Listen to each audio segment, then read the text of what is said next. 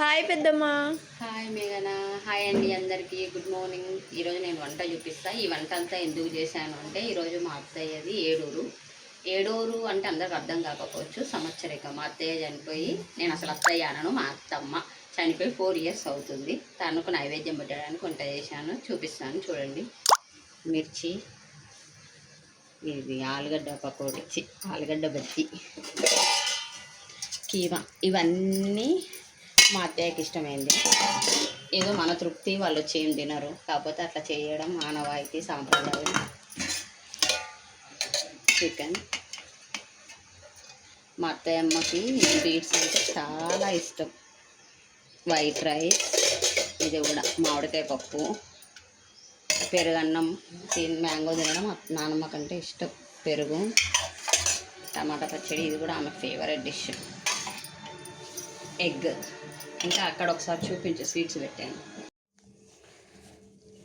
మా అత్తయ్యకి 4 కొడుకులు, 1 కూతురు అండి. మొత్తం 5 పిల్లలు. నిజంగా ఒక కోడలు ఆ ఇంటికి వచ్చి సుఖపడుతుంది అంటే ఆ తల్లి పెంపకాన్ని మెచ్చుకోవాలి. 4 పిల్లల్ని ఎంత మంచిగా పెంచిందంటే నిజంగా గొప్ప తల్లి ఆమె. ఆమెకి ఎంత చేసినా తక్కువే. ఓకే అండి.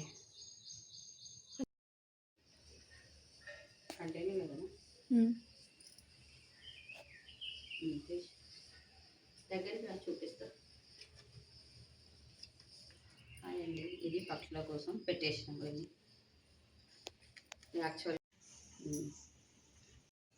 ఓకే అండి, ఇప్పుడు నేను చూపిస్తాను. ఏడూరు అంటే తను చనిపోయిన రోజు మేము ఎలా పెడతామో తనకి ఇష్టమైనవన్నీ. ఇవన్నీ తనకి ఇష్టమైన స్నాక్స్. తన గులాబ్ జామ్, జిలేబీ అంటే చాలా ఇష్టం. మా అత్తయ్య నమ్మక పేడాలు చాలా బాగా చేసేది, నోట్లో వేసుకుంటే ఇలా కరిగిపోయేది. ఆమె దగ్గర నేర్చుకునే ఇవన్నీ మేము. నెక్స్ట్ ఇవన్నీ ఆమెకి ఇష్టమైన బ్రేక్ఫాస్ట్, ఇది లంచ్. ఓకే, తనకి ఇష్టమైన పళ్ళు. సమ్మర్ వచ్చిందంటే పెరుగన్నంలో ప్రతిరోజు ఒక మామిడికాయ తినేది మా అత్తమ్మ. ఓకే అండి, పక్షులకి కూడా మా ఆయన పెడుతున్నాడు, ఒకసారి చూపి. కనిపిస్తుందా పెదనాన్న? ఓకే, అలా పక్షులకి పెడతాము. ఎప్పుడైనా సరే అది మా బాబు పెడతాడు. 4 years అవుతుంది అత్తమ్మ చనిపోయి. కాకపోతే ఇప్పుడు బాబు మా దగ్గర లేడు కాబట్టి మా హస్బెండ్ పెడుతున్నాడు. బాబుతో పెట్టేయడం అంటే ఆయనకు చాలా ఇష్టము. మనవాడు అంటే ఇష్టం కదా వాళ్ళ నానమ్మకి. ఓకే,